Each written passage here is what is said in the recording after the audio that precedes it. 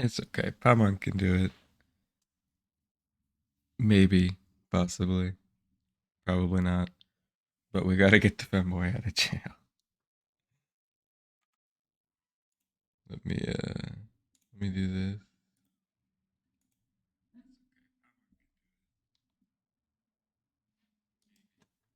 Y'all can watch it load. um, I forgot to load it up. And while that happens, I'm gonna get a drink, but I will still be messaging you in chat.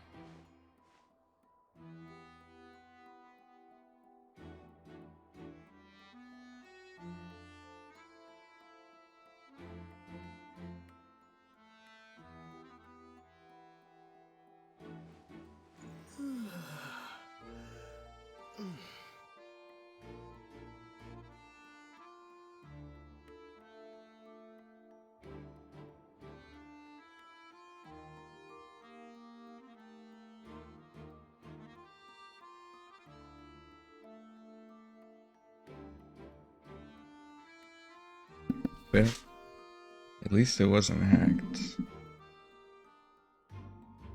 There's at least some chance at some point you might be able to get it back.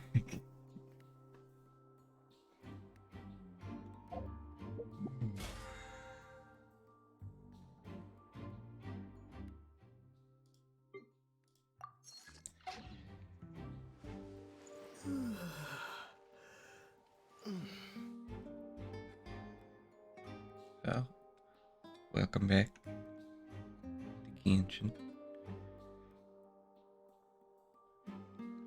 We are currently being a detective. Paimon.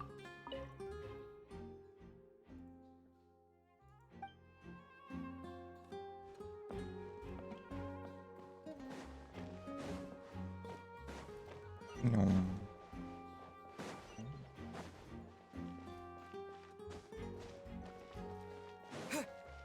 There are more clues up here? Is the game just making fun of me?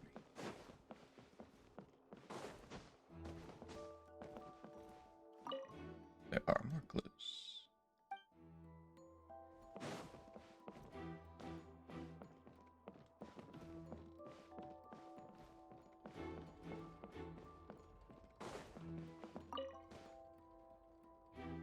Go ahead, have a look around.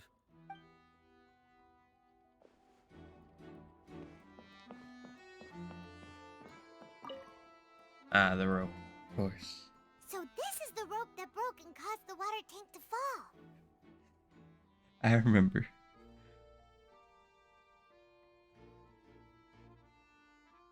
And you know what? I meant to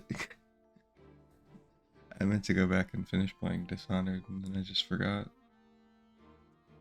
I was trying to play a bunch of other games. I'll probably go back and get drunk on my next birthday and finish it, honestly.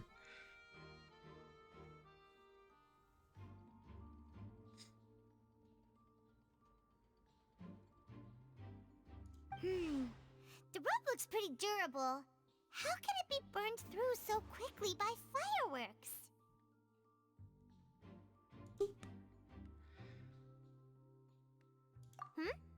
Why are you suddenly so serious, Traveler?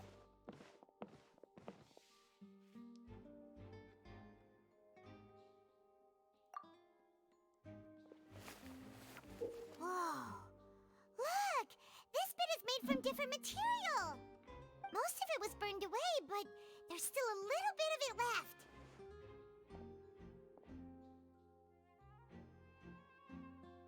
Huh. So if a rope meant to hold something was made with that kind of material in it, then that means... Wait! Paimon should write all this down. Let's take notes. Detective Paimon with the big brain ideas. Take notes. I like how even when she disappeared upward, she was still wearing the glasses. It's just the greatest update.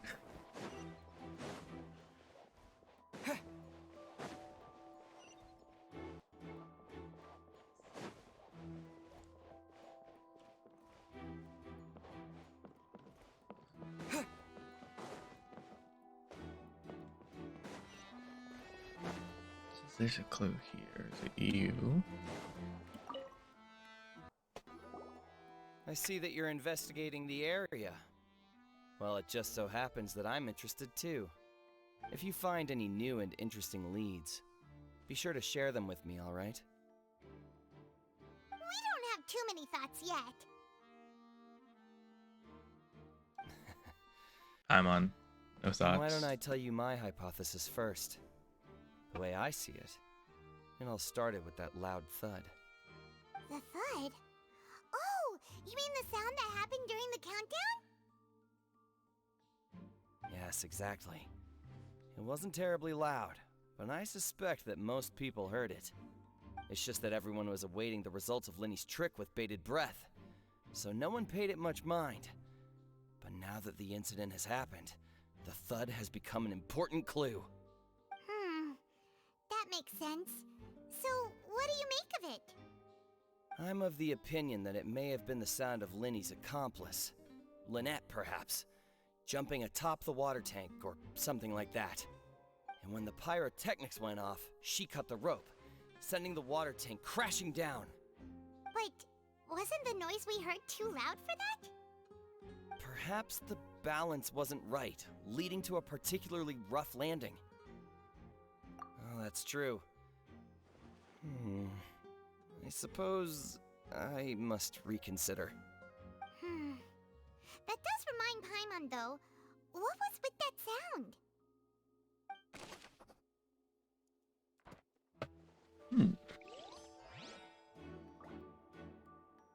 That was a clue, but the rope wasn't.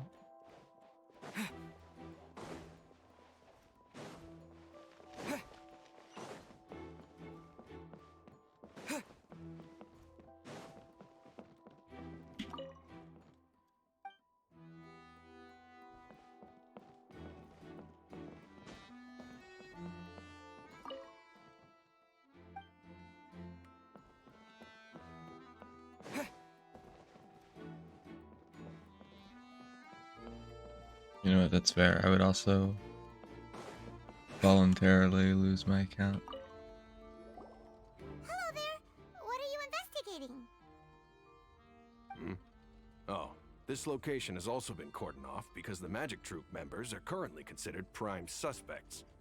The investigation team is still collecting evidence. The seats were all booked in advance, so we were able to deduce the missing woman's identity by checking the guest list. Sure, it's not like this is confidential information. We will publish it later anyway when we petition the public to help us find the missing person. Her name is Halsey. She's a painter from Fontaine who's made a bit of a name for herself. Apparently, she wasn't a regular at the Opera House, but she'd been feeling some pressure with her work lately, which made her decide to come see the magic show. The Magic Troop members all claim not to know her. We have looked into her social connections. Probably It not seems that connected. she has no personal grievances Name I or remember from an conflicts old of interest story. with the suspects. Simply put, she wasn't related to the Magic Troop at all, which matches the features of the previous serial disappearances. Were the victims of previous cases also chosen at random? That's how it seems to us, in any case. Apart from the fact that they were all young women of around the same age range, there really weren't any other connections between them. Okay then. You know, that is the connection.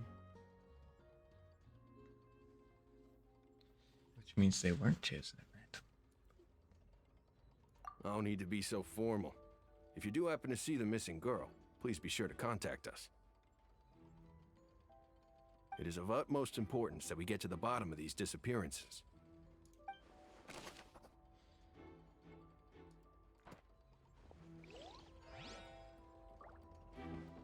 That wasn't the clue either. What?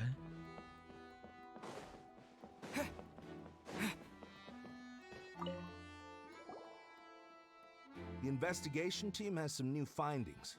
Turns out there's an issue with the random number selector after all. See, I told you. Ooh. What if the machine picked some big guy's seat? You think the murderer would have still made his move then? Sorry to interrupt, but we're helping Linny and Lynette with their side of the investigation. What were you saying about the number selector? There's something wrong with it? You're trying to help them? That'll be a tall order.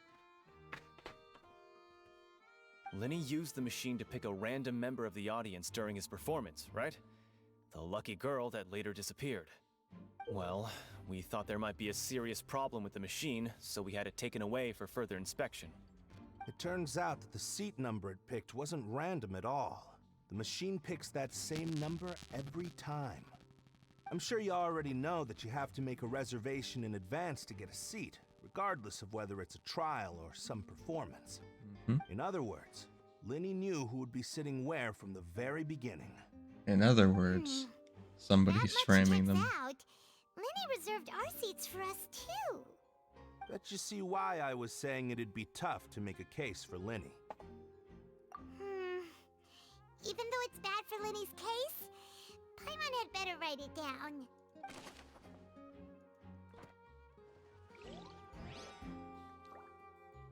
You know what they say, Venti might be coming back soon. It's the best start getting that pretty much. I'm just kidding. It sucks, my guy.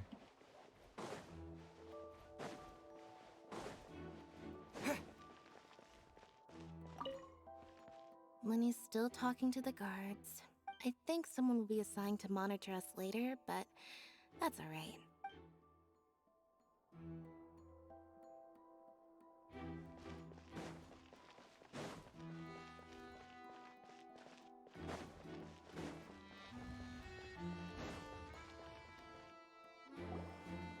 Hey, you! Yes, both of you! Over here! I've been keeping an eye on you for a while Oh, now. who's this? Huh? You mean us? That's right. If I'm not mistaken, you're also among those who wish to cut down the thorns and pursue the truth. No? And by the looks of it, you're not from Fontaine. Well, you're right on the more about that one, but who are you?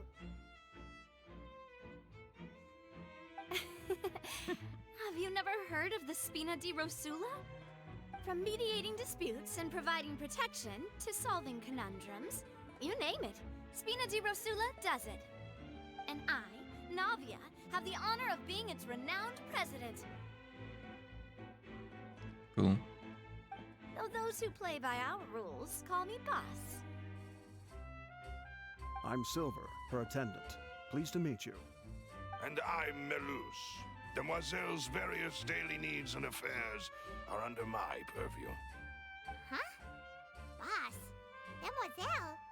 What gives with the names? Well, I am the second generation president. Malus and the others are still used to my previous title. My apologies, Demoiselle. Should you prefer, boss, I will endeavor to use that instead.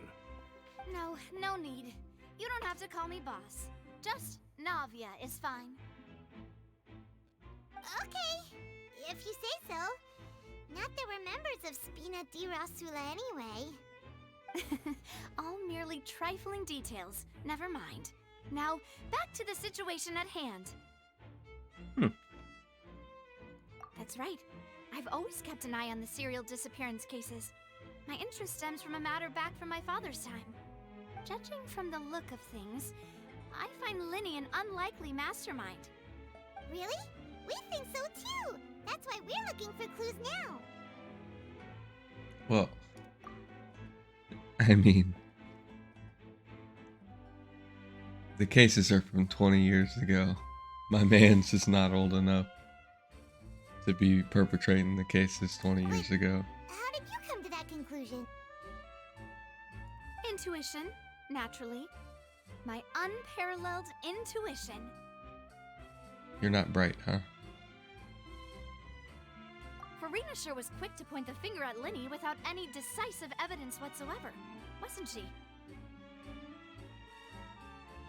But that's not uncommon for her.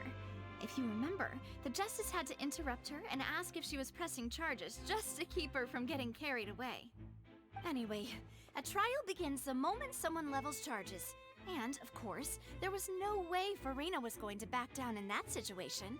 Sounds more like you just don't trust the Hydro Archon. Well, what's I your don't opinion? trust the Hydro Archon I either. must admit that she can be interesting at times, but liking her doesn't mean that I'll blindly agree with her. All right, I've answered your question. Now, it's time you answer mine. Can't imagine going back to 2-digit damage. Did that answer count? Well, I say it does. But don't worry, you won't hear any pointless questions from me. In your opinion, do you think it's right to treat a trial like it's an opera? No. Well? And why would that be?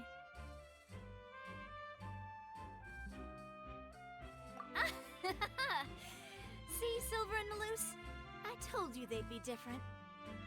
Most astute of you, demoiselle. I too think that the Traveler's response was most excellent. No matter how wonderful the script or how fervent the audience's expectations may be, the trials that go on stage here must be based in fact. And if that can be done, boss, then... All right, that's quite enough, Malus. Anyway, I like your answer. You passed with flying colors. Now, I need to make some preparations, following which our joint investigation shall commence. You two shall be my assistants. Okay.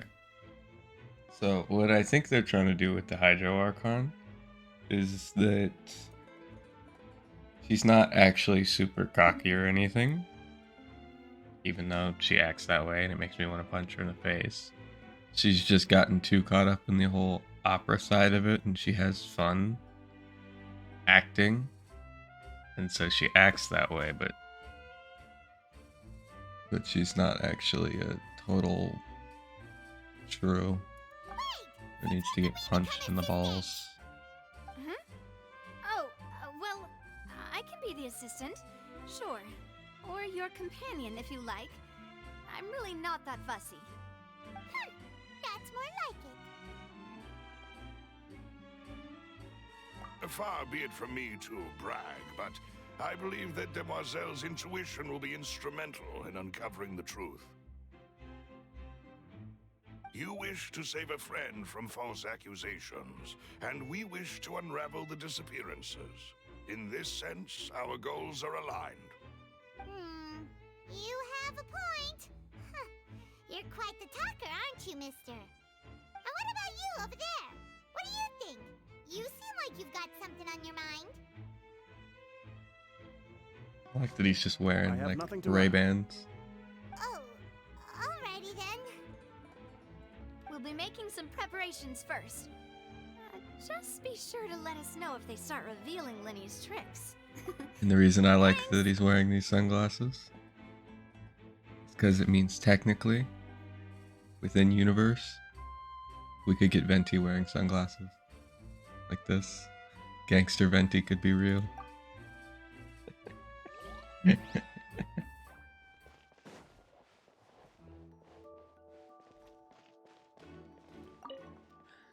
the little short one. Sorry, but no one can freely enter or exit the Opera House at the moment. If you wish to leave, you must register your identity with us first. No, we're not leaving. We're representing Linny and Lynette as attorneys, so we're investigating the case. Were you always guarding this entrance? Yes. After the Chief Justice gave the order, everyone coming in or out must undergo a strict inspection. So, the missing girl couldn't have left from here. At least, not from that point on. I doubt there was much opportunity then, either. How can you be so sure, Well, because I was in charge of security near the entrance at that time. I couldn't see Linny's performance from here, which was quite a shame. Just my luck. But still, I did not abandon my post, and I stayed put no matter how loud the applause was. If someone had so much as even approached the door, I would have noticed it, let alone if they had tried to leave. We Melazines are good at that sort of thing, you know. So, it's safe to say the girl couldn't have left through here. I like the Melazines. They're adorable. Alright, thank you for I wish they were wearing This will be pants, useful but info. they're adorable nonetheless.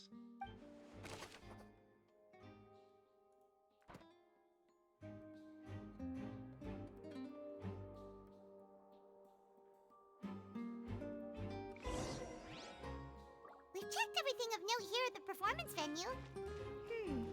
Paimon wonders how Linny's discussion with the guards is going. Let's go see, shall we? Ooh. Understood. Then I will be going with you. Just so you're aware, I will be monitoring your actions and making notes as necessary. Very good. Thanks for being so agreeable. I'd pull a rose out of my hat as a gift for you if I could. You may spare the pleasantries.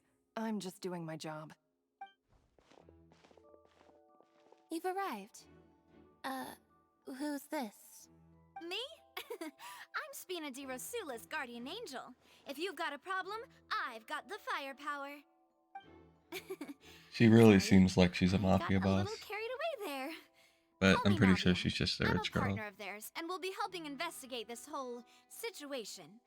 And these are my companions. Would you mind if they join as well? Fine by me. Oh, new helpers?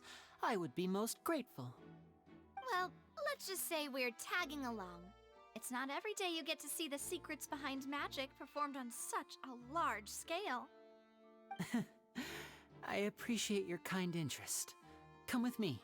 We'll be heading below stage. Huh? Below stage? Yes, a world of secrets is hidden beneath this magic box, prepared specifically for this switcheroo trick. But before I reveal everything, you should have a look first. Notice anything strange here?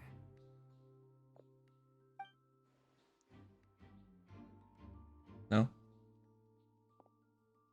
I'm not trying to be dramatic. Remembering the details of a trick will help you understand the methods used to perform it more easily. Huh. Weren't there balloons and other decorations here? Where did all that go? Ah, good eye. That said, you're still far from discovering the answer. The back? You mean the inside of the door? What's different about it? Paimon didn't notice anything. Very good indeed. I thought you might not be able to catch that, given that you were sitting in the first row. The back of this door was patterned. Those patterns are now gone, replaced by a smooth wooden board. So, if you put 2 and 2 together, what do you get? Exactly. All right, let's go. I'll tell you how it works as we head down. There's a box inside the box? Is it like an elevator? Oh, so there was a passageway under the magic box! Oh yeah, I got that bit. I knew you'd figure out most of it as soon as you saw this place. I'm assuming there's like a The mic two inside magic one of them. boxes are positioned right above the 2 entrances of the tunnel. See this flatbed trolley? The box with the lucky audience member in it would be shuttled over to the other side using the trolley. This trolley can raise and lower and even rotate, ensuring that the box will face in the right direction. Ooh, okay. I see. So that's the purpose of the box inside another box. Precisely. The inner box would descend after the audience member was put inside and be moved along the trolley, all while the outer box would remain on stage as if nothing had ever changed. So that's how you did it!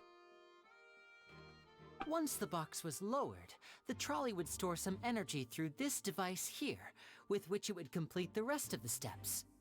The audience member would only be able to feel some slight movements in the dark, and by the time she walked out, she would already be back on stage. Right! You were talking that whole time, and you even came out for a moment near the end! Ah, yes. A phonograph operated by Lynette was used to achieve that effect. My assistant and I had already scripted our conversation beforehand. When the countdown began, I had already gone to the opposite box via a tunnel using that ladder. And I what got about that bit. Lynette? Where was she? I was in the mezzanine space in the back of the box. Oh, interesting! That's how we were able to coordinate Linny's lines with the assistant. And by the way, I was the one who walked out of the box at the end. Huh? I mean, we are twins. All it takes is a change of clothes and no one can tell who's who. But you have tabs. And that's my favorite part of this trick. Only Lynette and I can perform it. So that's how it all worked! Wow! Every detail you revealed was more amazing than the last! Lynette would briefly walk out of the box and then go back in, jumping into the tunnel and escaping before the box on the trolley could finish ascending. And then I walk out of the other box in the audience area, and the trick would be complete. The operative word here being would. But as you saw, Cal was in the box, not our audience member. She, on the other hand, mysteriously vanished. We really don't know how that happened. If not for that interlude, this would have been an astonishing trick. I probably never would have figured out how you pulled it off. And yet, to think that someone was able to use this magic trick to commit a crime. Could we have a look around? I think we can come up with some more leads. This is the scene of the crime, so Linny and Lynette are not permitted to stay here. I'll escort them back up. Yes, of course, no need to be so strict now. I won't disappear into thin air, you know. Thanks, everyone. We're counting on you.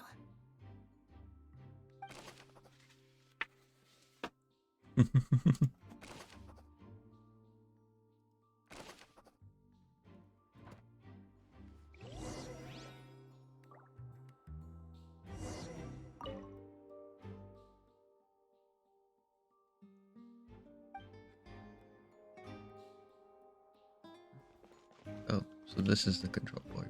Got it.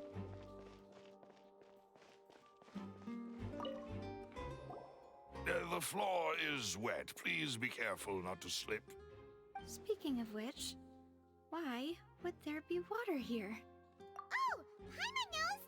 It's one of those tricks where you pour water into a jug and then flip the jug over only for the water to disappear? And here's a broken vase. Huh. Did the trolley knock it down while moving? That can't be. The trolley moves along tracks from start to finish. It couldn't have hit the vase at this distance. Let's note this down too and think about it later.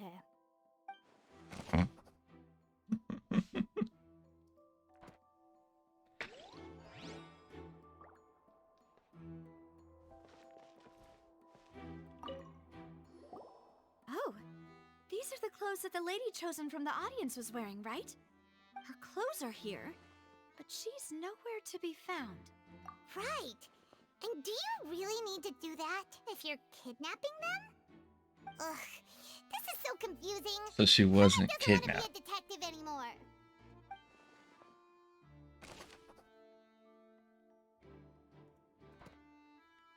She changed clothes and escaped on her own. Or with the help of somebody, but either way.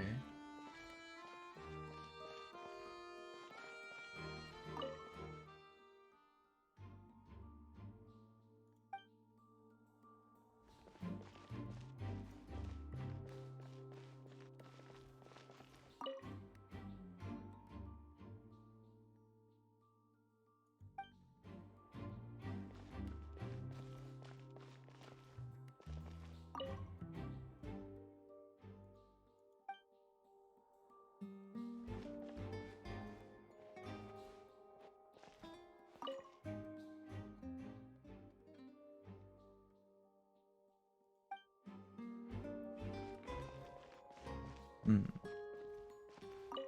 Vent. They What vented. is this place? It seems someone could fit through here. Huh. Could this have been the suspect's escape route? Alone, perhaps. But if they had to pull another person with them, the space would be too narrow. But there are no other ways in or out of here. Oh, you're right! Let Paimon write that down. Write it down, Detective Paimon.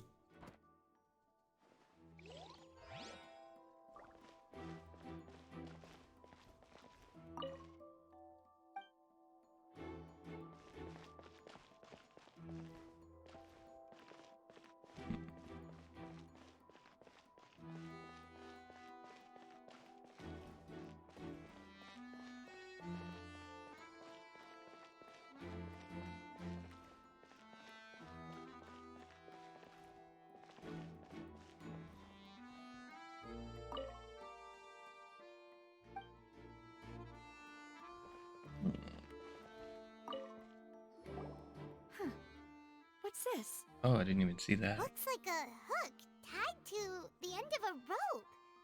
Huh? There's all kinds of odds and ends here. Perhaps it was a prop for a different trick. But why would it have been left here? Whatever it is, let's make a note of it first.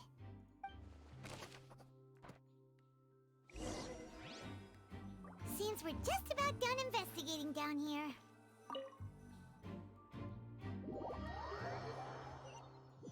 Yes. Well, we've ascertained the state of the crime scene. Let's find a place to sort out our findings once Malus returns. Seems to me that there are several things that don't add up here. Yes. Apologies for the wait, demoiselle. So, what did the guards say? Did the criminal escape through the vent? They believe the odds of that are very low, since the vent leads to the Opera House's basement. The guards have checked the area carefully.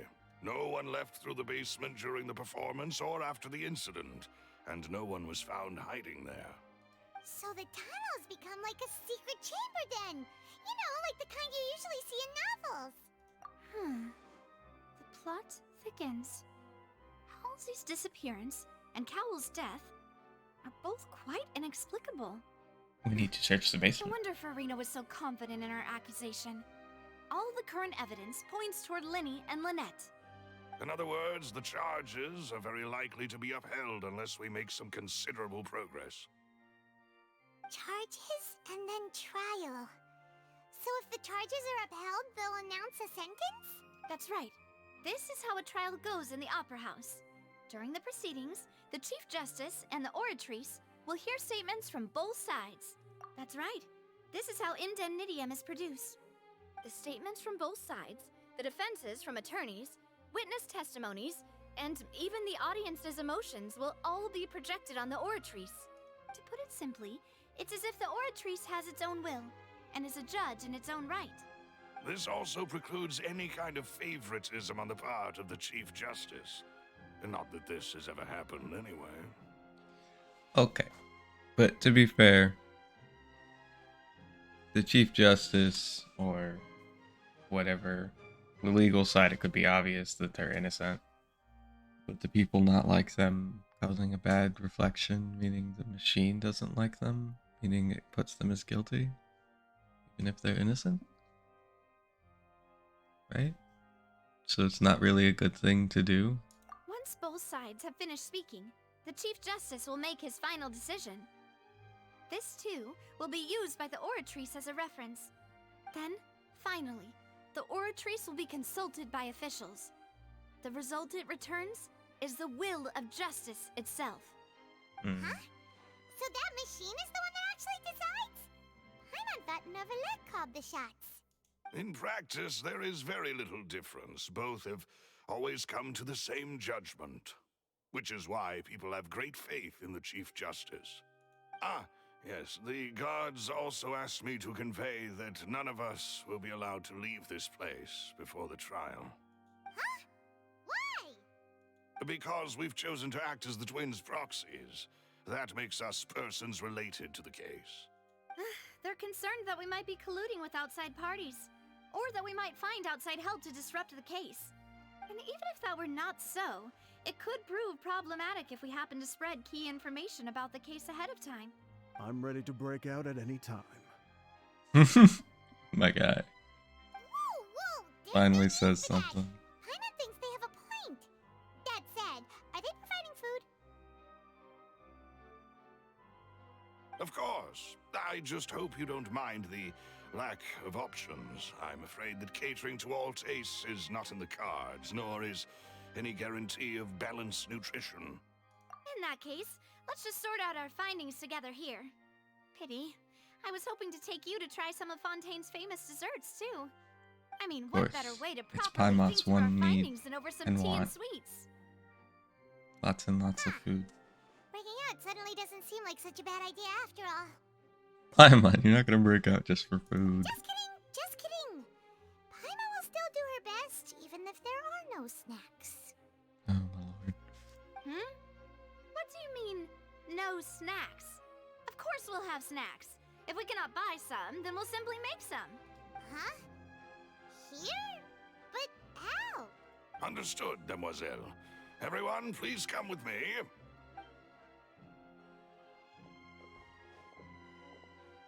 To the snacks. Wait, you're carrying a portable stove with you? The hell is this? Yes. How'd you I know must it's be a prepared stove, to meet the Paimon? demoiselle's baking needs whenever the fancy strikes her.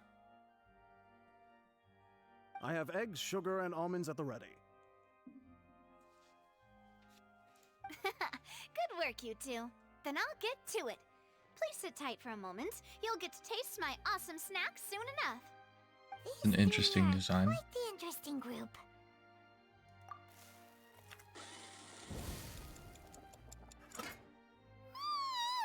And Paimon thought it smelled good while it was still in the oven. Oh, it's even better now. Paimon can't stop drooling. From the way you had these two guys carrying all that stuff around, Paimon thought you'd have them do more during the baking process. But you ended up doing the entire thing by yourself. Beating the egg whites, grinding almonds, everything. I was applauding. I was And applauding. I was giving encouraging smiles.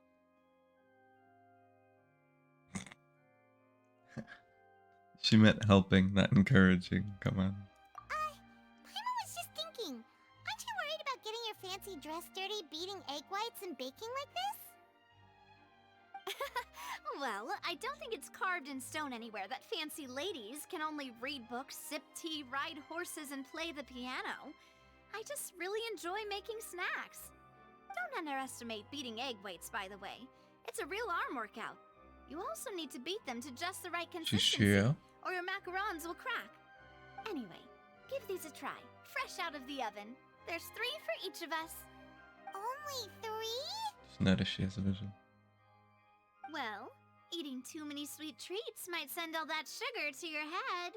You wouldn't be able to think clearly about the case on a sugar rush, would you? Tea is ready to be served as well. This is Demoiselle's favorite, strong black tea with a floral fragrance that clears the mind and lifts the spirit. You know, I can't imagine her having any abilities outside of like snapping her fingers and her boys appear and just like shoot the enemies. Like a gangster.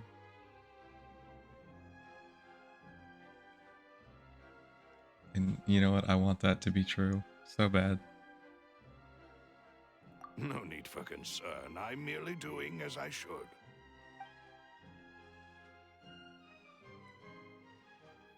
All right then. Her ult, Down she to just pulls out a business. Tommy gun. As Paimon mentioned previously, the tunnel seems to be something of a secret chamber. However, we can assume that Linny and Lynette were not alone within it. Some criminal also occupied its sealed confines. The magician twins could have committed the crimes, of course, but they lack any logical motive. Exactly! Why would they do such a thing right when everyone was watching?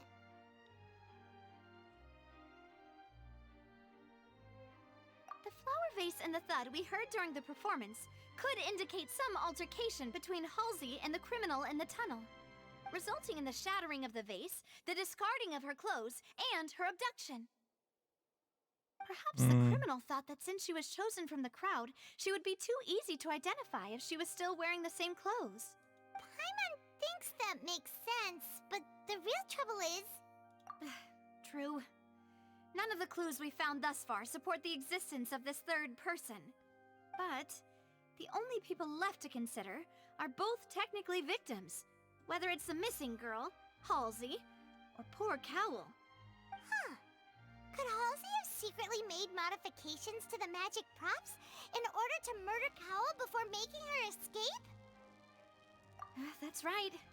And even if she had tampered with the setup, she would need to understand the entire trick to pull it off. Nor does she have any motive. The guard said that she has never had any dealings with the Magic Troop's members. Okay, but theoretically, if she was in it with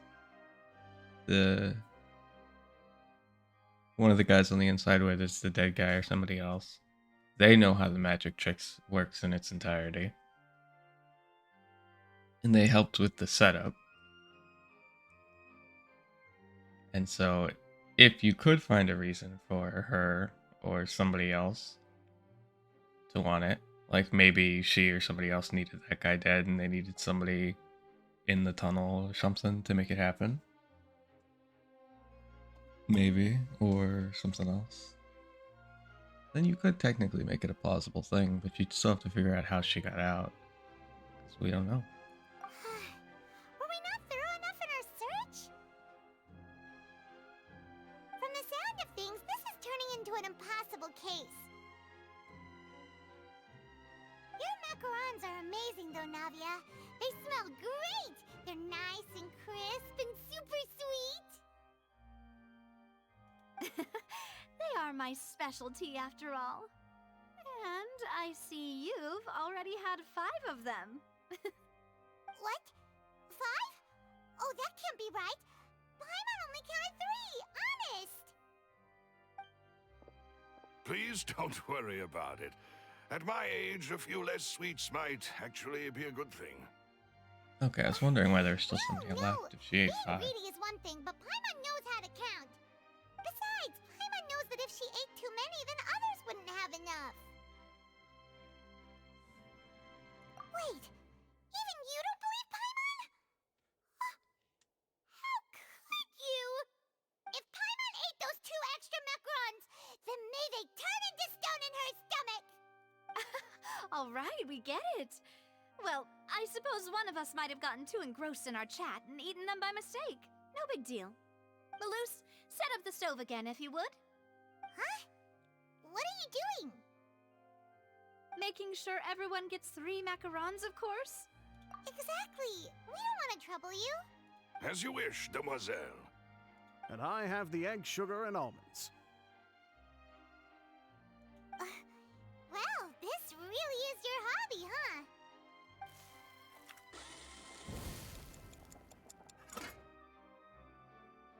Well, that's it for snack time.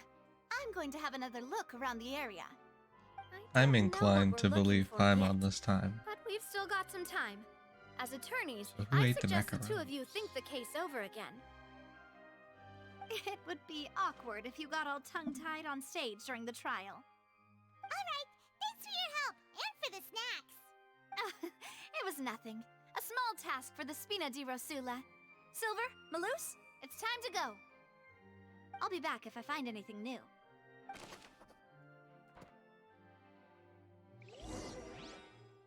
Alright, it's time to put our heads together.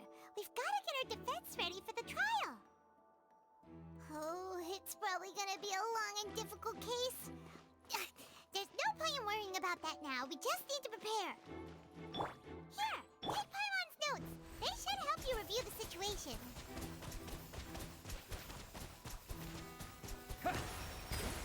I actually really like his E. Never really liked the Traveler's abilities, but his water abilities are pretty cool.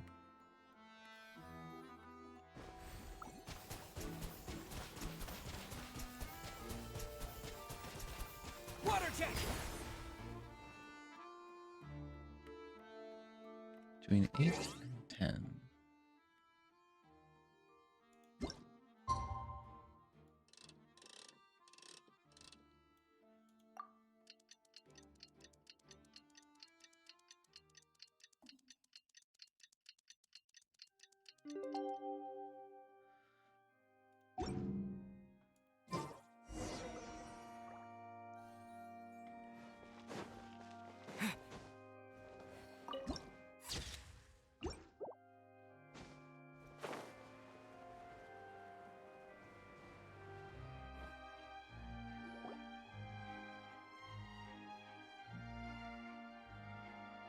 Do?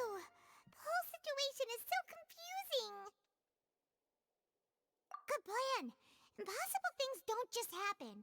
We'll get to the truth one way or another. Just relax. Even if everyone else suspects Lenny and Lynette, at least we will be supporting them from the stands. Besides, I doubt Farina understands any more about what happened than we do. Thanks, Navia. Well, we'll be going then. Best of luck to you.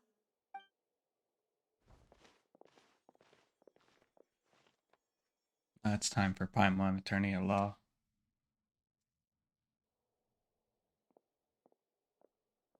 Ah, finally, you're back. Well, how did your investigation go? To be honest, you might be disappointed. No. We're already very grateful that you were willing to help. Well now, don't you all look disappointed. Don't tell me that your investigation came up empty-handed. That was to be expected, of course. The guilty can never produce proof of their innocence. Shut up, Farina. But don't let that stop you. I shall be terribly disappointed should you, my most anticipated foe, concede so easily. Since both parties are present, I declare that the trial regarding the magic show incident is now in session. Firstly, in order for the audience to understand the causes and results of the incident, could we please have Mr. Linney explain the trick? Yes, of course. I will explain while Lynette demonstrates on stage. All the necessary items have been prepared.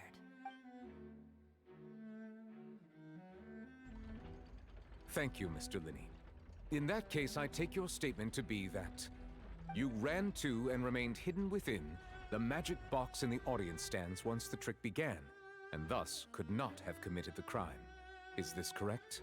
Yes, that's correct, Your Honor. In that case, I call upon the prosecution. Lady Farina, do you wish to refute his statement in any way? Why, of course I do. Allow me to take the first shot and break this case wide open. Mr. Linney is clearly lying. There is no way you could have been in the box the whole time if you were to abduct Halsey and murder Cowell. In fact, I'd say you were hardly in that tunnel at all. That is simply your hypothesis based on the presumption that I'm guilty. Oh, is that so? And if I may ask, what did you hear while you were inside your box? The roaring countdown of the crowd, of course. That's how I kept track of the time and built anticipation for the finale. And you didn't hear anything else at all? Nothing that might leave an impression of any kind? No, nothing. Not even the bass breaking? But when the count reached 30 seconds or so, there was a thud. One so loud that I believe practically everyone heard it. Huh? That's true. Hey, hang on. Something's not right here. Yeah, I'm sure he could have heard a noise that loud from inside the box. I was right by the box and I definitely heard the thud. Look at those scales. Could those mean... Well then, ladies and gentlemen, allow me to use the words of the magician himself. You never know what can happen in the blink of an eye. Indeed, it seems his alibi can also collapse in the blink of an eye. Of course, I have armed myself to do far more than smash your alibi. Confidence cannot go unfounded, and my foundations are rock solid. Tell me, aren't you and Lynette actually from the House of the Hearth? that got to do with anything? House of the Hearth? Oh, they're Fatui? No wonder they did something like this. So the serial disappearances were the Fatui's doing. Now it all makes sense. Okay, but the Got a Fatui feeling doesn't that what do things happened on without stage reason. Probably wasn't just an accident. That's irrelevant. Our identities have nothing to do with what happened. Indeed. Then perhaps you could tell us everything that happened during that 1 minute. Your first priority is to prove yourself innocent after all. I'm sure there is little that needs to be kept secret now. Unless your script already has holes in it. The Outlander is speechless. My, oh my, don't they look flabbergasted? Now comes the infighting and discord, I suppose. This was almost too easy. Good thing I made all those preparations. Seems the all-nighter I pulled last night is really paying off. Hey, Linny, why didn't you tell us this before? Order! Order! Mr. Linney, allow me to re-establish the facts. Lady Farina has raised 2 points. First, when the thud was heard in the Opera House, you were neither in the box nor the tunnel. Second, you and Ms. Lynette are both members of the House of the Hearth. Are these claims true?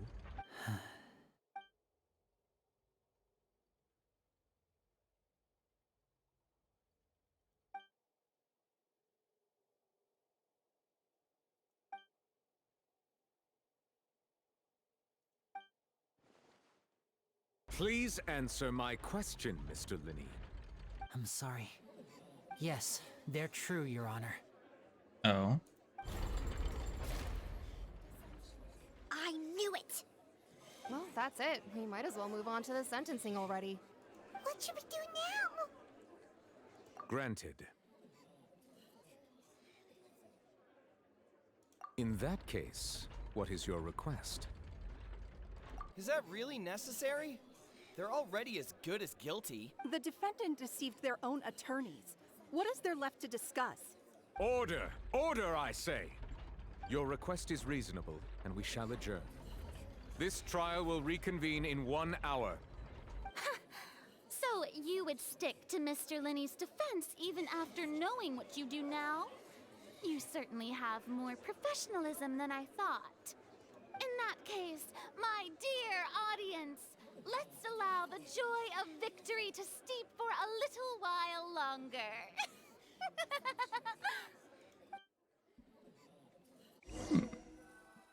More Detective Paimon.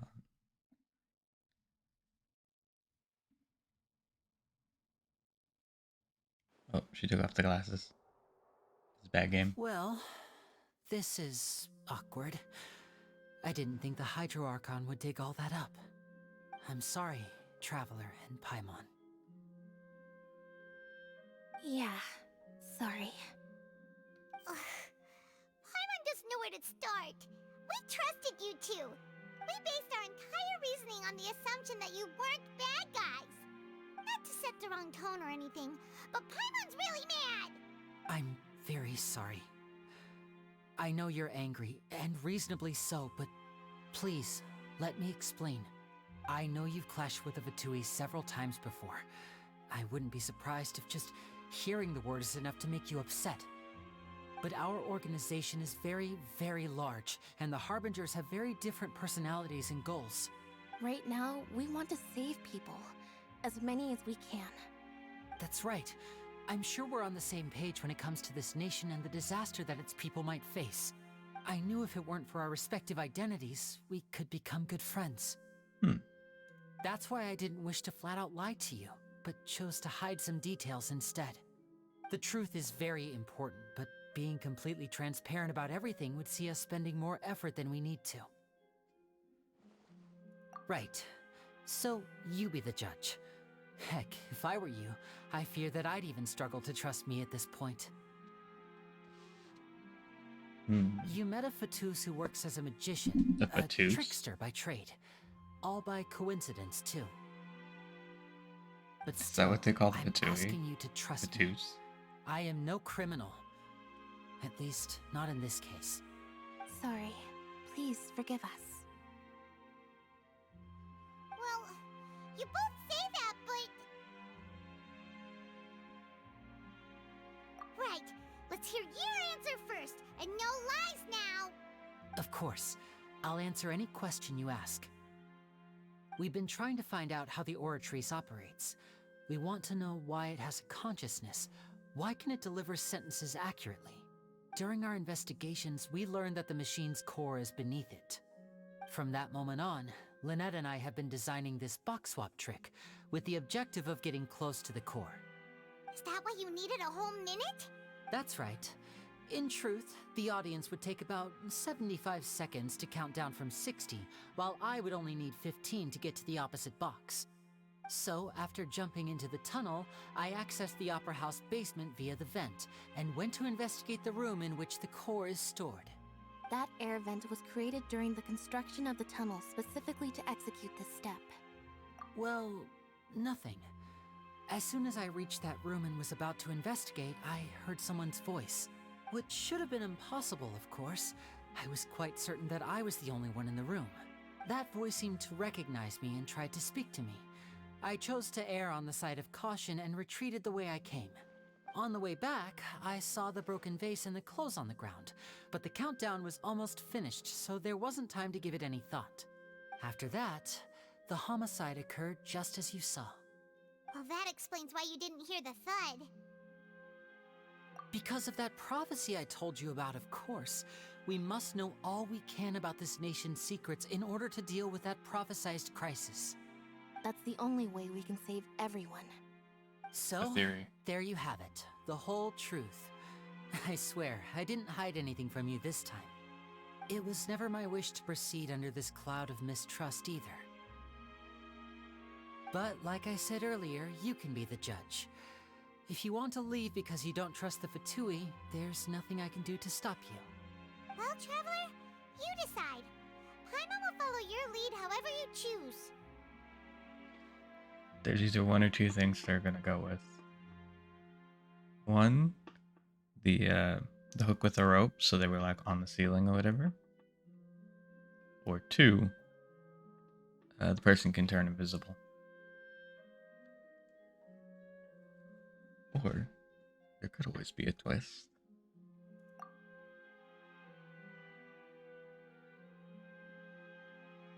Okay, thank you. Thanks for giving us a chance. The current problem is that the scales are tipped pretty badly against you two.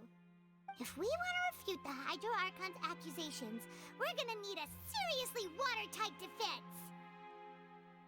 Huh? Oh, Paimon thinks she gets what you mean.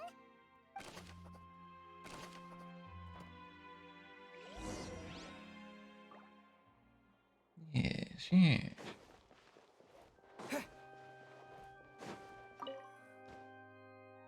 Let's crack this case wide open, Detective Paimon.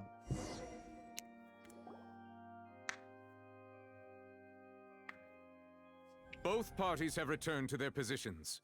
Let us continue the trial.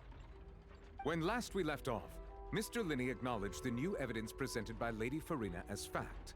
Therefore, Lady Farina may continue stating her reconstruction of the events. Ugh, that took long enough.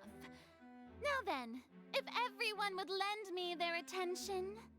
At this stage, let's revisit that scene from Linney's perspective.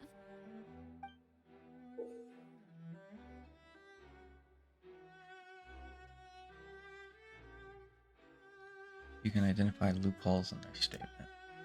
Use evidence and clues obtained during the investigation to refute erroneous assertions and fact and replace them with new information. Refutation to convince the audience and obtain more support from the people. When you find and refute all incorrect content, you can complete the cycle of refutation and unveil the truth.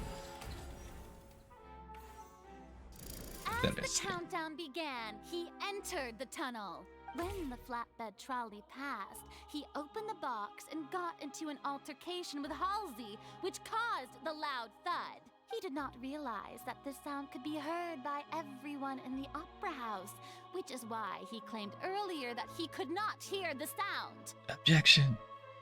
Finally, he used the vase to knock her out, before making her change clothes to prevent others from recognizing her. At this time, Cowell arrived in the tunnel, having heard that strange noise, and caught Linny red-handed. So Linny proceeded to knock him out too before stuffing him into that box. Afterward, Linny passed the unconscious Halsey to his accomplice through the magic box in the audience stands, before operating the devices such that Cowell's death would be ruled an accident. Alright. And there you have it. That's the truth behind what happened. Does the defendant's side have any objections to Lady Farina's description of the events? The key to refuting Lady Farina is the order of events, what Linny experienced and what he saw.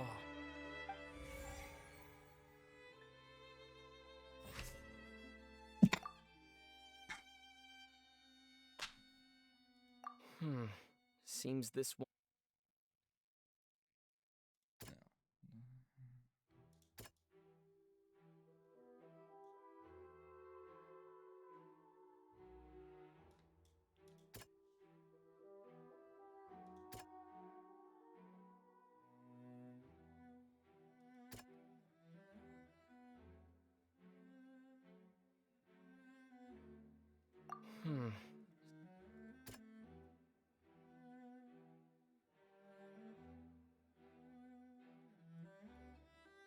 I don't know which one of those could help that one.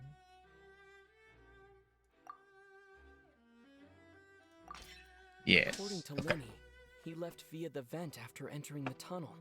He couldn't have had that altercation with Halsey. That one makes sense.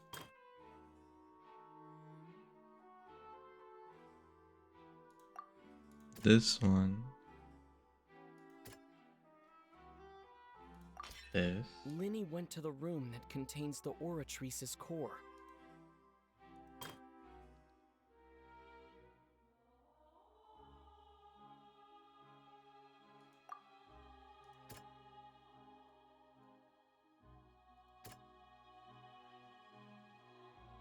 That just supports it. Linny did not take part in the underground altercation. He only witnessed traces of the aftermath. Attention! Ace Detective Paimon has Ace something to say. Detective Paimon. When the countdown started, Linny did indeed go into the tunnel. But he immediately used a vent to access the Opera House basement, which is where the underground core of the Oratrice is stored. Once he reached that area, he heard a voice in what should have been an empty room. Since he felt something was amiss, he returned immediately. The crime scene had already developed by the time he reached the tunnel again, and in order to complete the magic trick, he did not remain there for any length of time. Finally, he reached the surface, and that was when the accident happened from his point of view. Therefore, he's innocent. That's not how innocence works, Paimon. Let's go.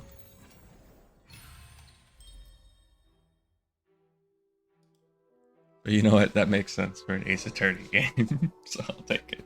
Paimon did it! Paimon actually managed to say all that! Wasn't it awesome? In other words, you believe that he knew nothing of the incident? That's right! My reasoning?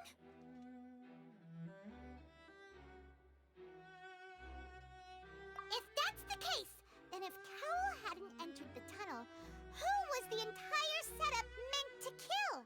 Assuming that what you say is true, Linny only needed to kidnap the young girl to cause a new disappearance case.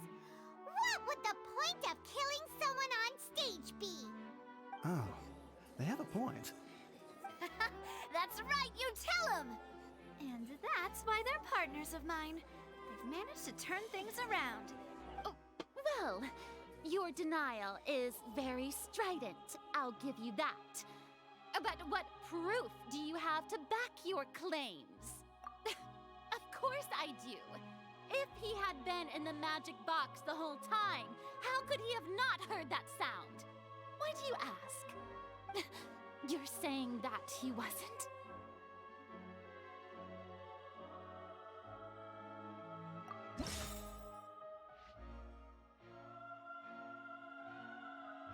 Are you sure we don't need to give this more thought? Paimon thinks there's something off here.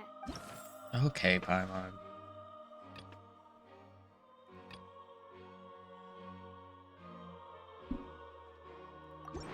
That's right! Lenny wasn't in the box or in the tunnel. That's why he didn't hear anything strange during the performance. This means that when the crime happened, Lenny had already entered the basement via the vent. The same clue you used to disprove his alibi has now become the best proof! How do you like that? Well played. I mean, you just restated what you stated a second ago, but sure. Well then, if it wasn't Lenny who committed the crimes, then who was it? The murderer was...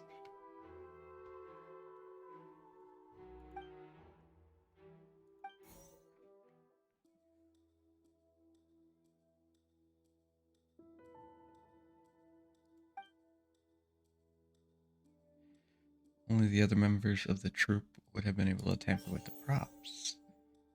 They gave detailed account of how the trick was supposed to work. Any audience member? We changed her outfit when that and her assistant would take charge of an on-stage interaction.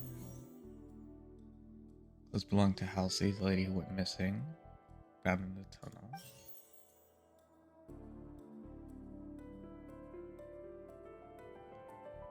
Ooh. The deceased's name is Cowell, Lenny's assistant. He would have been able to tamper with the equipment. Halsey is the missing person and an ordinary audience member. Could there have been a third person involved? I think it's the girl. Missing person. Oh, my hypothesis is incorrect. The deceased's name is...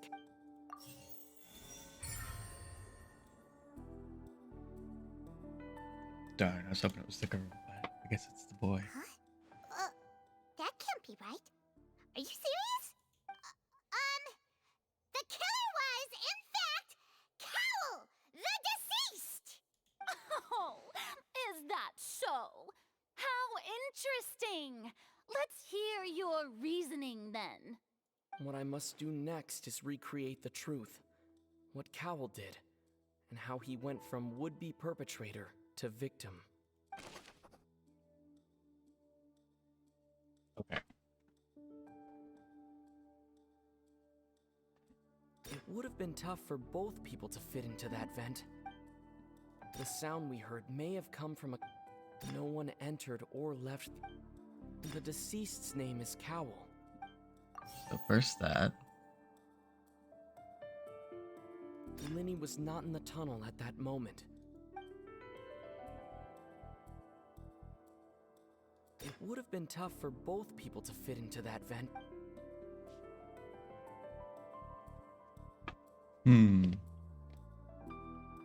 Halsey's clothing was in the tunnel. No one entered or left the opera house through its entrances. The sound we heard may have come from a clash between them.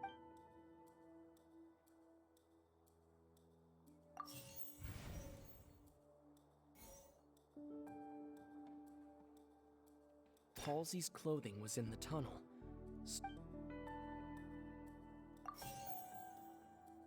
The deceased's name is Cowell. I still think it has something to do with him. It would have been tough for both people to fit into that. Lenny was not in the tunnel at that moment. No one entered or left.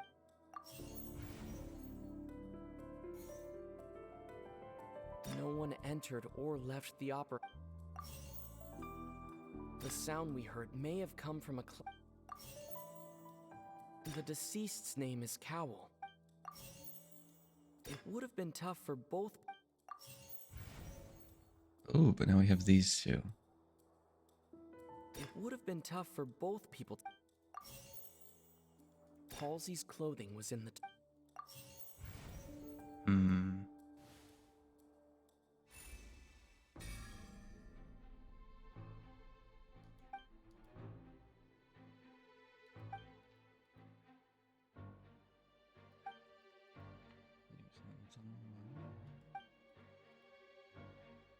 Should have left the opera house, so even if it had taken her, there'd be no means of exit.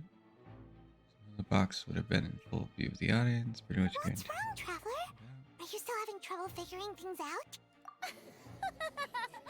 I see how it is. So this was all just a bluff. And here I thought you had something to show for it. But it seems you're still far from the truth. Look, since we're at a dead end, why not consider a different track? Just like the trick as it transpired, the end result must have been utterly different from the magician's initial design.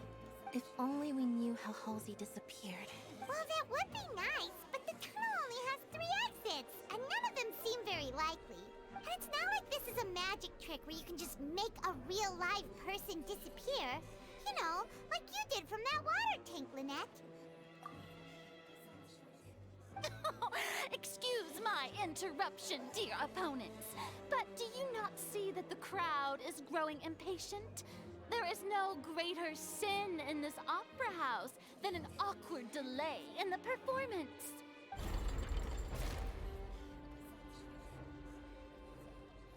If the defense is unable to make further effective arguments, we will move on to the next stage of the trial. Objection. Linny was not in the tunnel at that moment, which gave our criminal ample time. The sound we heard may have come from a clash between the missing Halsey and the criminal. The deceased's name is Cowl, Linny's assistant. He would have been able to tamper with the equipment.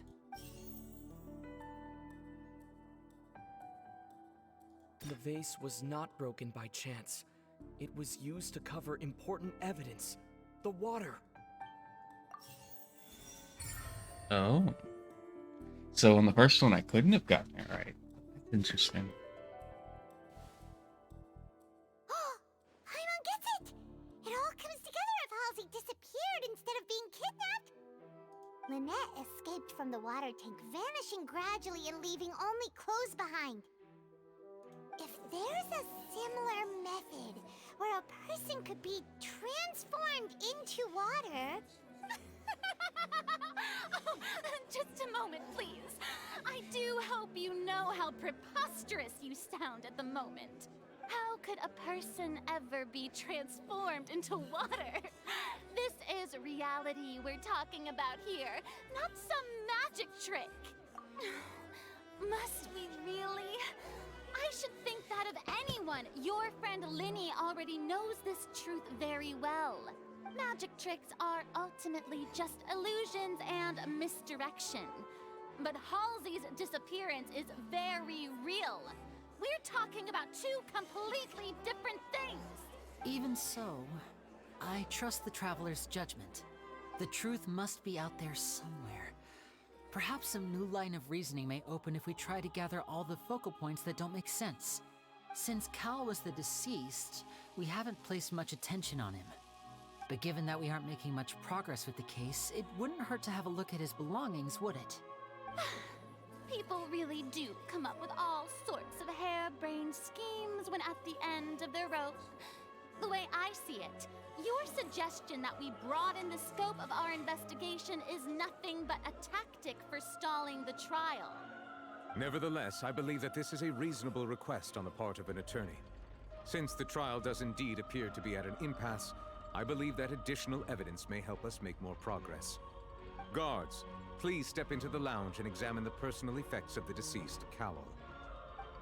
I mean, you would think in an actual criminal investigation. The items, but but we have already made critical progress that we feel must be shared with everyone post-haste. That they would have already done this.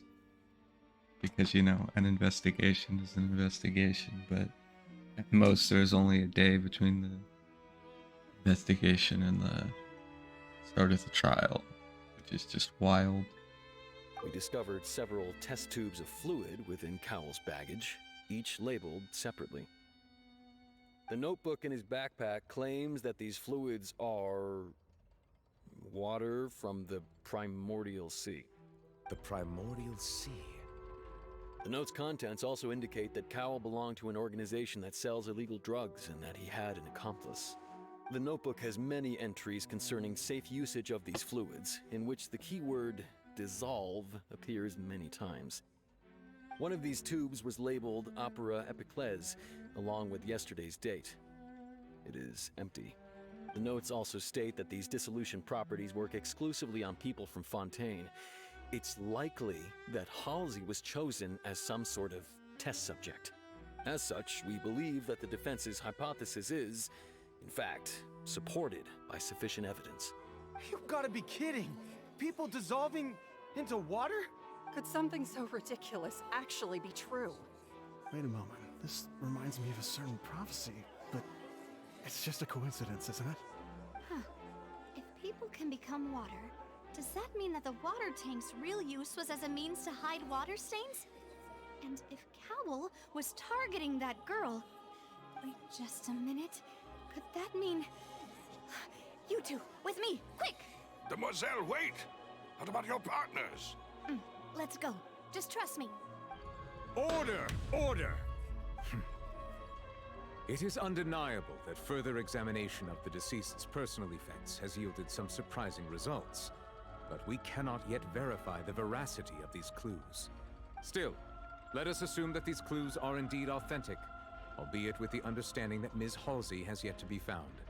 Guards, please continue examining the items along these lines. Mr. Linney, it appears your hypothesis is supported by the evidence, so please continue speaking. Of course. Thank you, Your Honor. If we uphold this hypothesis, I believe that many of this case's seemingly unrelated clues can be connected together. Right! Like the metal hook! That one didn't make sense at all. I don't get why that makes sense to you, Think about Paimon. this. Cowell's methods must have something to do with that water from the primordial sea.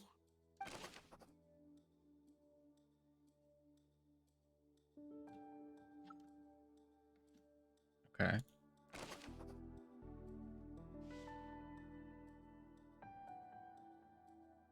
The deceased's name is Cowell. I'm suspect. The water from the primordial... Oh. The back. water from the primordial... The this. rope that held the water tank up. The water from the primordial... This. Now it seems like the hook rope was not meant for another magic. Ah, we got the two backwards.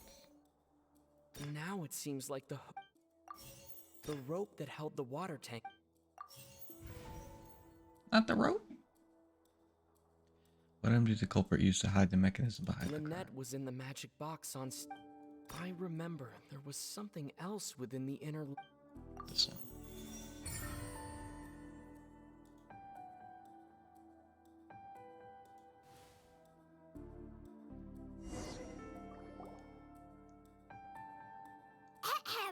It's Ace Detective Paimon's time to shine again! In the I didn't realize the original first crime, time around that Cowell would it tells you tamper what with the you're water trying tank to rope, put and the in each number spot. selector securing his target. Let's do this time. When the magic box containing Halsey was lowered, the metal hook would retract gradually and pierce the balloon at the top of the box. When the balloon attached to the box popped, the water from the primordial seed inside it would pour down and dissolve Halsey. Afterward, Cowell would enter the tunnel and break the flower vase to conceal the water inside the tunnel, with the remaining evidence being covered up by the water tank on stage. But he encountered something unexpected in the tunnel and wound up being fatally hit by the same water tank he meant to use to cover his tracks. Huh.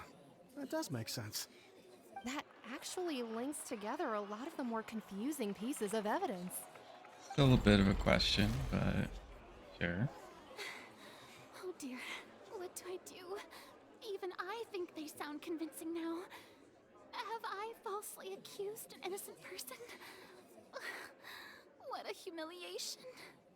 Now, it seems like the only point of contention remaining is the exact circumstances that led to Cal's death. His notes mentioned he had an accomplice who could be related to the situation. On that note, the guards have just contacted me indicating that they uncovered new evidence. I shall now invite him on stage to share it with us. Thank you, Your Honor. The guards we do were be just carrying inspecting this. the luggage of the other people involved in this Finally case. doing their jobs. And we found an identical sample of the water from the primordial sea among Linny's personal effects. What? That can't be. Oh, I see. Well, how wonderfully comedic to have your own counterattack only to come back and wound you. Does this not clear all doubt? My dear citizens, my loyal audience, allow me to present my reasoning and bring this performance to a swift close. Linny did not need to take part in the dissolution of the young woman at all. Indeed, he did leave the scene via the vent. Having made modifications to the props beforehand, his accomplice Cowell then caused Halsey to vanish using the water from the primordial sea. But upon his return, in cruel avarice, Linny desired sole credit and prepared to do away with his partner in crime. Ultimately, he knocked Cowell out, and the tool meant to cover the crime up also became a murder weapon. Now, as much as I regret having come to such a viciously straightforward conclusion, it does seem that the famed Fatui is quite the cold-blooded and ruthless organization. Am I right, Mr. Linny? We've used up all the evidence we collected. There's no way for us to make a rebuttal here. Is this the end of the road?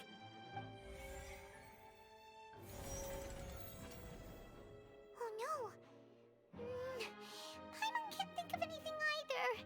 It doesn't look like there's any way around this. Seems using the water as new evidence was too good a move. Why did this have to happen now? I think we've all seen enough now, and we have ample witnesses to my flawless reasoning. I believe this is indeed the finale. Objection! Come on, lady, save us. Now then, my good, noble Chief Justice, should we not, in your view, move... Here we go. Excuse me, everyone, but I must interject. Miss, I must ask you not to shout and to respect the ongoing legal proceedings. Oh, come on. Don't be hasty. I have a good reason for interrupting, you know. Now, would anyone here like to take a little break from all this debate and see a little magic? I'll show you an amazing trick. One that can bring a young woman who has disappeared back in the flesh, right before your very eyes. Please, do the honors, Mr. Linny, if you would be so kind. What in the world is she saying? No offense, miss, but miracles like that are beyond my scope as a magician. Come on now, don't be silly. Magic is all about misdirection, isn't it? It often conceals the truth while presenting a fascinating illusion. But once everyone believes the illusion, can't magic reveal the truth to them once again?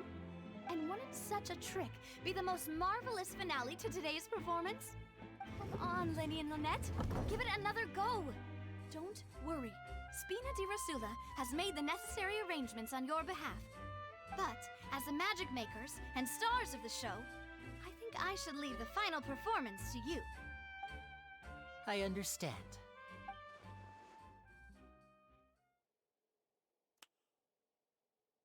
Voila. And voila. Let's go.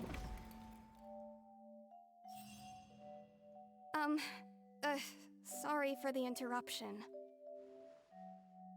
Wait, isn't that Halsey? So the whole thing about people dissolving wasn't true after all? To be clear, I'm only here because this person told me that if I testified, the merit of doing so would lessen my sentence. I was hiding outside this room listening to the proceedings because I was afraid that I would be the one put on trial. I was just feeling happy that no one had noticed me, and then before I knew it, she caught me. That'll teach you to underestimate us three. Where should I begin? I'm sorry. I'm the one who killed Cowl. I admit it. What? Why? Firstly, my name isn't Halsey. It's Lillian, and I'm originally from Mondstadt. I heard that Linny's show was gonna be a real thriller, but I missed the chance to buy a ticket, so I stole one. That's how I make a living. I steal stuff here and there. And I'd never been caught before. But I was noticed at the harbor a few days ago, and I barely got away. Linny was the one who caught me in the act. Hey, no wonder you look familiar. So you were the thief. Ooh. Liddy even mentioned that you were pretty skilled. Well, and I thought that would have been the end of it, but then the number selector chose me. He even mentioned the Fortress of Meripede. That's a prison, isn't it? So you can imagine how shocked I was. I thought he was on to me for sure. So I played along with the show while looking for an opening to flee, but then I got water poured on me for no reason, and then someone jumped into the tunnel to nab me. I wasn't going to take that lying down, so I knocked him out and stuffed him into the box. There was nowhere to run from there, though, so I had to change my clothes and hide in a box containing performance costumes. I slipped out after the first guard arrived at the scene and continued hiding inside the opera house. Can a person even hide in there? But I swear, I didn't know that the water tank would fall down. Really, I swear it. Had I known that, I wouldn't have put him in the magic box. I may be a thief, but I'm no killer. Well, that makes everything pretty clear now, doesn't it? This time, we need to tell the entire story from Lily-Ann's perspective.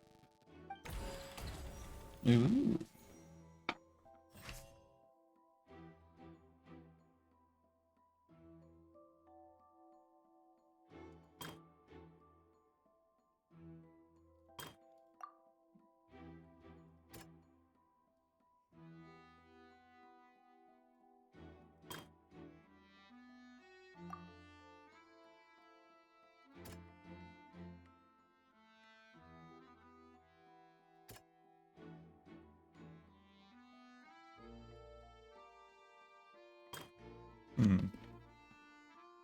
This one is definitely not true.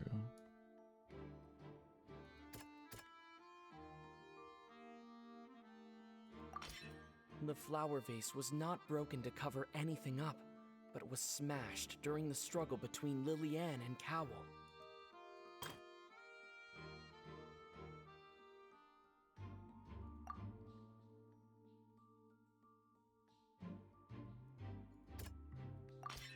Lily-Ann was afraid that she would be recognized if she left, so she changed clothes and hid, biding her time.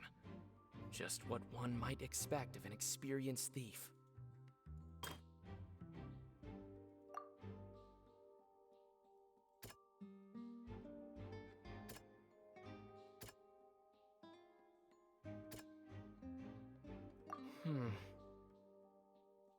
Don't know for this part.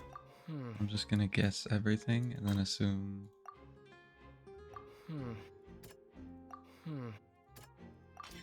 The strange sound. There we go. Something worked its way out. It's Detective Paimon time! Let's go, paimon. Solve that case.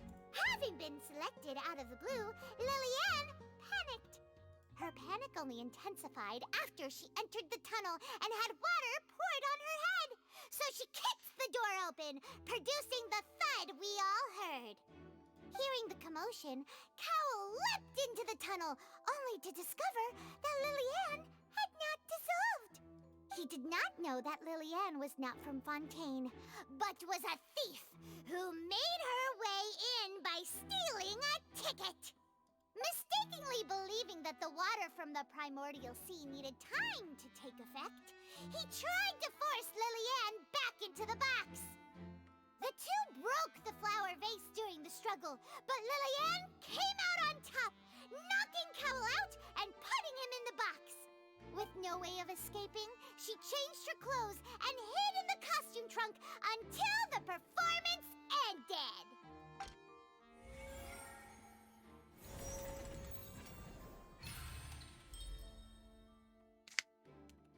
Let's go. Detective Paimon, putting it all together. She knew that she would have to go through guard inspection if she tried to leave afterward. So, she has been trapped in the Opera House these last 2 days. She had already become desperately hungry by the time we were chatting over macarons. So, she swiped 2 of them right under our noses. Talk about a sneaky thief. At this point, all the events that happened in the tunnel have now come to light. Ah, so that's the whole story. Bravo! Bravo! Bravo! Now then, Lady Farina, do you wish to speak against the defense's statements? Please answer the question, Lady Farina. Also, if I may add, the trial has not yet ended. As such, I request that the prosecution not leave the room before the proceedings have concluded. What? Are you reading my mind now? No, I have no further arguments. I admit defeat. But really, could you at least have left me with some dignity? Wow, look at that! She's like a deflated balloon now. If there are no objections, then as the Chief Justice of Fontaine, I shall once again repeat the full sequence of events. The actual perpetrator of the serial disappearances, Cowell, selected his next victim from the audience reservation list. With some modifications to the selector, he could ensure that the pre-selected young woman would be chosen. To cover up any evidence while committing the deed, Cowell thought of allowing the water tank to fall, which would conceal the water left behind after the young woman was dissolved. There's a flaw in that, though.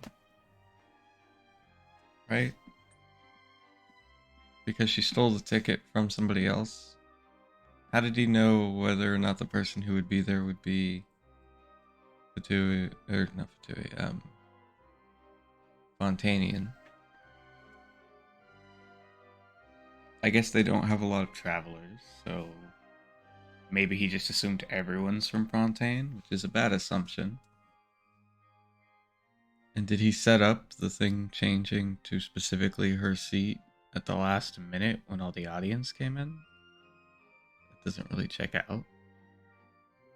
He also tampered with the rope suspending the water tank, using the fireworks at the end of the performance to cause the tank to drop and hide the watermarks.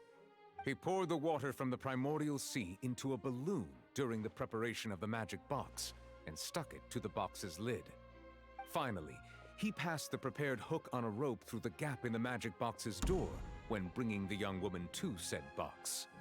When the magic trick officially began, the box containing the woman was lowered into the tunnel, tightening the hook rope and bursting the balloon containing the water.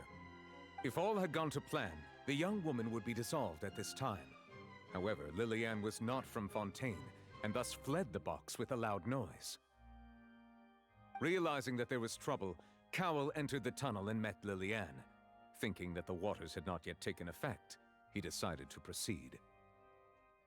However, his opponent was more capable than he thought, and he was overcome, knocked unconscious, and placed into the magic box, and thus became his own final victim. Lillian, according to her own statements, then changed clothes and hid until the performance ended, before hiding in other parts of the opera house. It really seemed necessary. As for Linny, he was in the underground structures within the opera house, and was thus ignorant of these happenings. From this reconstruction of events, we can conclude that Linny, the accused, is in fact innocent.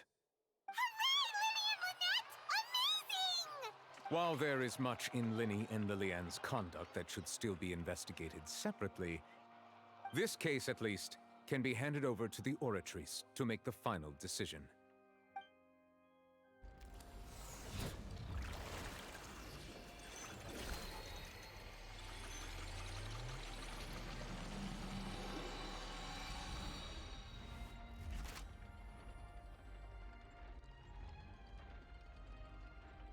As such, Linny and Lynette are officially declared not guilty. Not guilty. Great work, partners. Thank you all. Thank you so much. Next, I think we deserve an explanation, Guard Vaughn. How did you find the water from the primordial sea in Linny's baggage? Right! Your discovery caused me to make a serious mistake, you know. Or was that not a discovery, but false evidence that you dare to bring before this court? I suspect that the accomplice mentioned in Cowell's notes was not Linny, but you, yes? Ooh. I'm sure you know what you must do to lessen your sentence. Speak quickly! Unless you want to earn yourself a one-way ticket to Coupon Town. Coupon Town. I was just following orders. We were supposed to place blame for the serial disappearances onto Linny, and thus cause suspicion to fall on the Fatui. The higher-ups said this was the best opportunity to do so. And now that your plan has fallen through, and the secrets of the water have been revealed, you have become a liability to said higher-ups, yes? Therefore, you would be wise to tell everything you know, and seek the protection of the guards. Yes, I'll tell you everything I know. Our boss discovered that the water can cause people to dissolve. It can also be made into a potion, which when extremely diluted, can cause people to experience unforgettable exhilaration. We've been in this business for a while now, and have made decent mora off it. The disappearances were also the boss's idea. I mean, this is the boss we're talking about. The...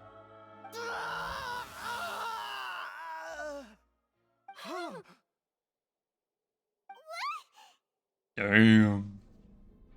Man just got off. And now he can no longer talk. Such ruthlessness. I shouldn't have expected any less of them. An outrageous act. All present, please submit to inspection immediately.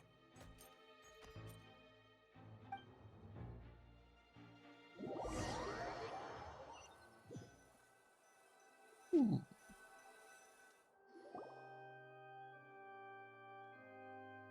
So, we're just going back now? That's true, but... Traveler, Paimon! Please wait. Linny... I know you may not want to speak to me right now. Maybe you don't even want to look at me. I mean, you're not the first Still, Fatui we've become friends with. Let me thank you again for defending me to the end, even after you learned that I'm a member of the Fatui. I guess. But regardless, I'd like the opportunity to set things straight. I didn't approach you with any ulterior motives or ill intent. I've spoken to you as myself, just plain Linny this entire time. As for why I'm a Fatus, it's because the goals of the House of the Hearth align with those of an orphan like me. That's all. That was how Father, who you might know as the Knave, approached recruiting us back then too. The Knave? The one who controls the House of the Hearth? She's your father? That's right. And since we're here, I was wondering, would you mind hearing a story? It's about my past. Back when our parents first died, Lynette and I were left wandering the streets. To survive, I took to surreptitiously observing an older street performer who did magic. It took me several days to figure out how he pulled off his amazing tricks. I took my sister through several streets until we found a crowded corner, and we began to perform magic tricks there. To my surprise, we proved to be pretty popular, and we could at least stop worrying about where our next meal would come from for a time. But I didn't want my sister to remain a street rat together with me forever.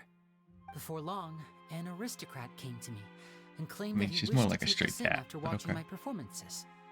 So you went from orphans to nobility just like that? That was how we felt at first, too.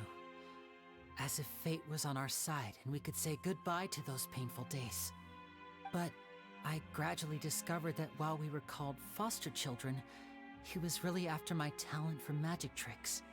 He would constantly take me to all sorts of banquets to garner attention, which he would then use to expand his social circles. That doesn't seem too bad either. Better than roaming the streets at any rate. It took a while for me to realize just how dark his heart really was. After one particular performance at a banquet, I discovered that Lynette was not on the same return vehicle as me. I waited a long time after we returned home, but she did not come back. I went to that noble's bedroom and asked him about her whereabouts. The answer he gave me was, she caught the eye of the most eminent person at the banquet, so I sent her over as a gift. I mean, you'll be able to perform your magic regardless of who your assistant is, yes? Kill him. No. So he was gonna... But wouldn't Fontaine's laws deal with such people? As far as outsiders are concerned, this is a relationship akin to adoption or foster care, and they have their ways of escaping the eye of the law. Yeah, well, that issue pretty much pops up in every society. People don't take good enough care of kids. Can't just trust everyone. I managed to ferret out the location of the mansion of that so-called eminent person and hurried through the night. But by the time I leaped over the walls, avoided the guards, and made my way in, all I saw was the moonlit ground covered in blood, and the knave standing there in the darkness. So, she'd already taken care of that guy. That's right. She had rescued my sister before she could come to any harm, and had even discovered several girls hidden in a basement, all of them orphans. Father, I mean, the knave, Can't be mad might have about seen that. something in me, and so she made me an offer. The House of the Hearth welcomes you, for your interests align with ours. Here, none will ever betray you. Indeed, betrayal shall never be permitted here. I was hesitant to trust her. I mean, I had just been betrayed by nobles. But she was also quick to destroy the noble who had taken us in at first, giving us back our freedom. Oh, so that's how the two of you joined the House of the Hearth. She has her own plans. She has gained permission from the Tsaritsa to first use the Gnosis's power once she obtains it. She plans to use it to find a way to break the prophecy and save Fontaine. So, she believes in that prophecy too? That's right. The whole House of the Hearth is currently working to combat that crisis. Today's case has also proven that people from Fontaine can indeed dissolve into some sort of water, thus further supporting the prophecy. All of us house members here, And if the Lady prophecy is Arlecchino true, it herself doesn't included, necessarily are from mean Fontaine. We won't give up on defending our homeland. literally To us the orphans, water will dissolve the you, only but there is a connection water we have that will left to this dissolve you. world, apart from our family, is our homeland. So, from small deeds like distributing magic pockets to huge schemes like stealing a Gnosis, everything is aimed at dealing with that prophecy. It's all right. I understand. The only thing I can do is relate all this to you. I just hope you can understand that even as a member of the House, I have never stopped making my own decisions, and that I believe what I'm doing is right. If you should need anything at all in the future, feel free to find me. I will do my best to help you, as plain Linny. And that's the tragedy of the Fatui, is a vast majority of them are not bad people.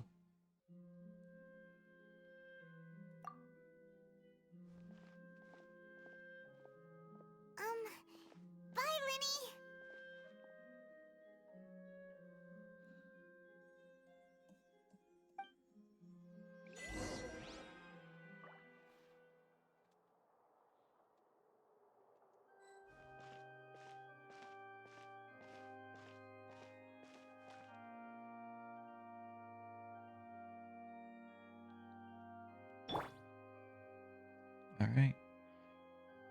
That's going to be it for this one.